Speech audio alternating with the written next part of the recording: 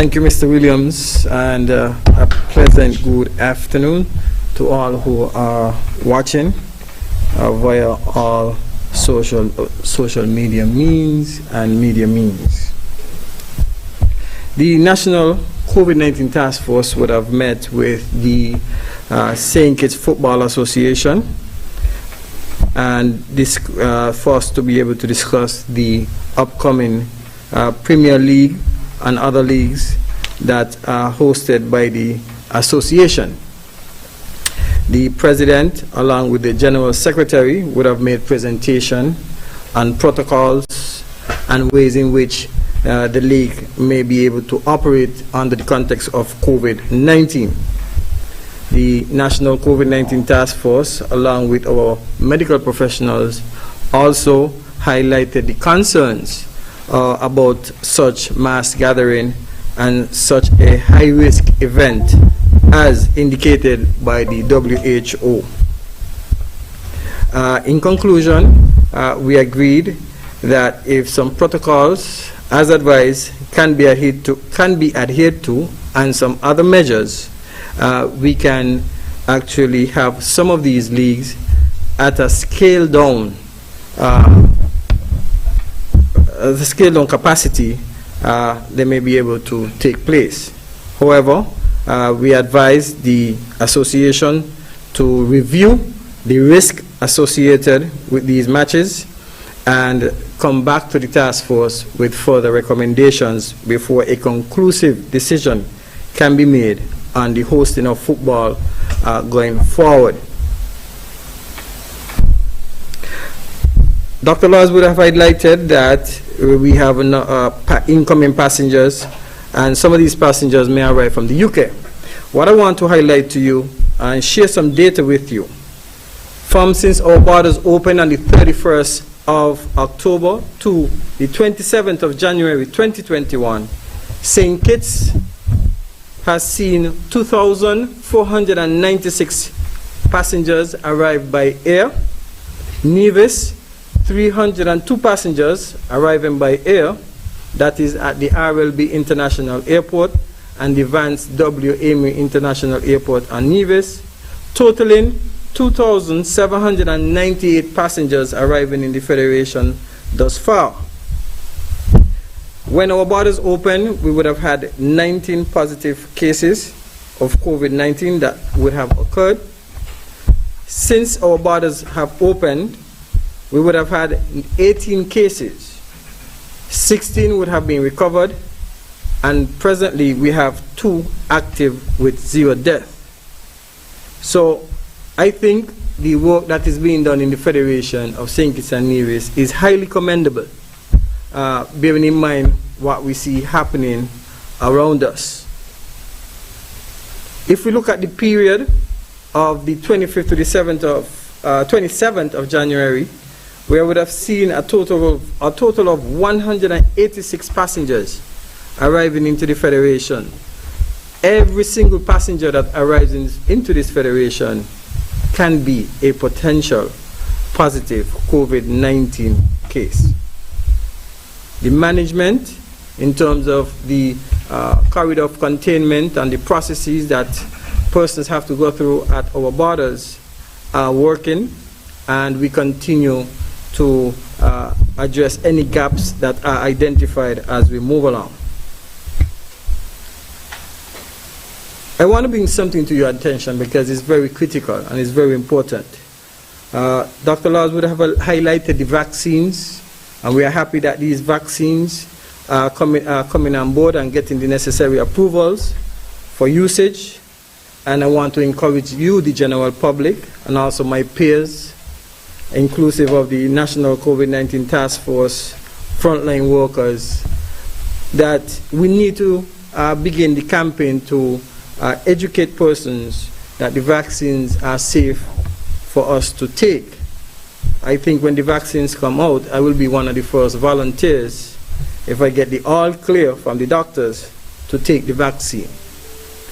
We need to take the vaccine. For now, the vaccine and the non-pharmaceutical measures are the only thing that will take us to a state of normalcy in the near future. I'm encouraging all to debunk all the negativity surrounding the vaccines, and let us prepare as a nation, as a country, to take the vaccine when it comes and support our health professional in this regard.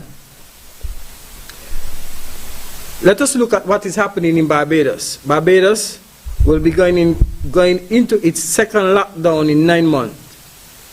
So Barbados will be locking down for 15 days, and it's estimated, as outlined by the Honorable Prime Minister, Mia Mottley, that it will cost the economy of Barbados $25 million just for locking down for 15 days. They have had 10 deaths, and 10 deaths, in her view, is one too many.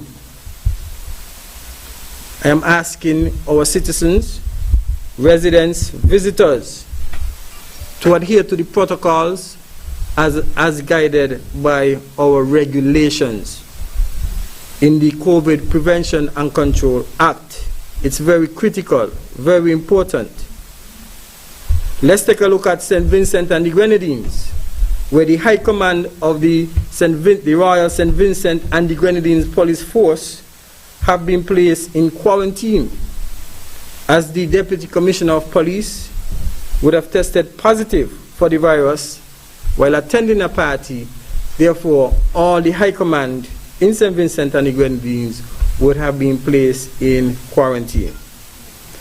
That is something that we will not, we'll hope that will not happen here in St. Kitts and Nevis. Let me highlight to you some of the challenges in the Caribbean region, because persons have been complaining about the 14-day quarantine period, which is the gold standard. St. Vincent and the Grenadines were practicing a 5-day quarantine in a government-designated facility, and then 9 days at home. We have heard our medical professional advise that the sciences says 14 days is the gold standard, and 14 days is what we have adopted here in St. Kitts and Nevis. And in the corridor of containment and management of the virus here in St. Kitts and Nevis, that is one of the major components that has assisted us in identifying, containing it, and managing. And we will continue to do so.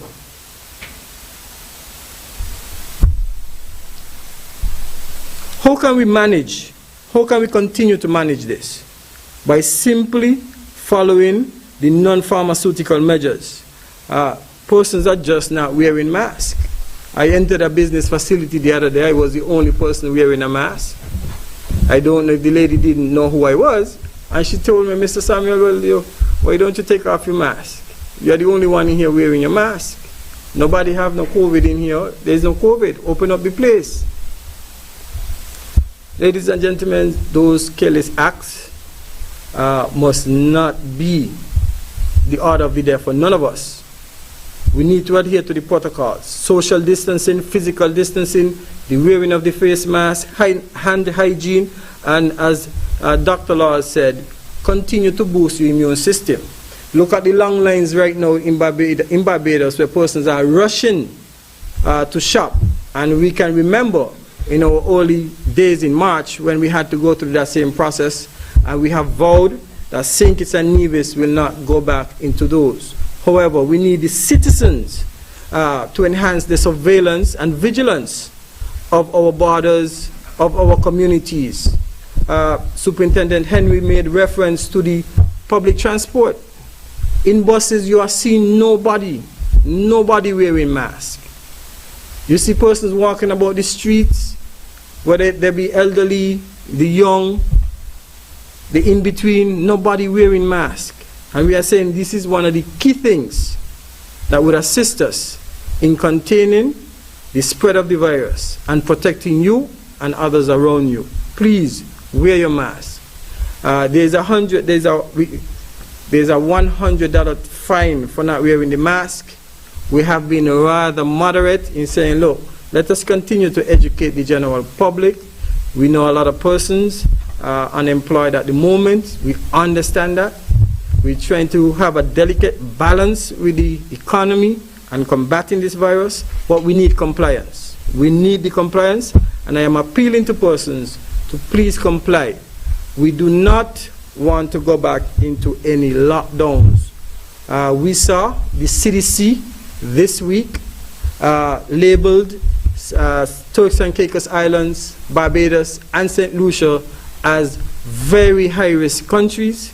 Hence, they had put out the travel advisory for their citizens not to travel to these countries. At the present, St. Kitts and Nevis has a low status in this regard, and we are aiming to keep it that way. Dear citizens, residents, I will say to you, once we notice that there is any potential for an outbreak, our response is going to be swift. Our actions are going to be rather swift, and they're going to have to be rather draconian. Our population is very small, and we have to protect it at all costs. Again, I want to implore on all of us to follow the protocols. We need it. It's frightening when I speak to my colleagues in the region what they are going through. And our aim in St. Kitts and Nevis is not to go through such. So I want to end by thanking all the hard-working frontline workers, everybody from the medical teams, to the cleaners, to the airport workers, our technicians who process these things, the business community, and the general public. But I need you, the general public. We need the business community to enforce the protocols. We have become complacent because of the successes that we have had in St. Kitts and Nevis. This is the time when we now have to work harder than before. Complacency must not be the order of the day. It must be strict compliance and adherence to the protocol. Thank you very much.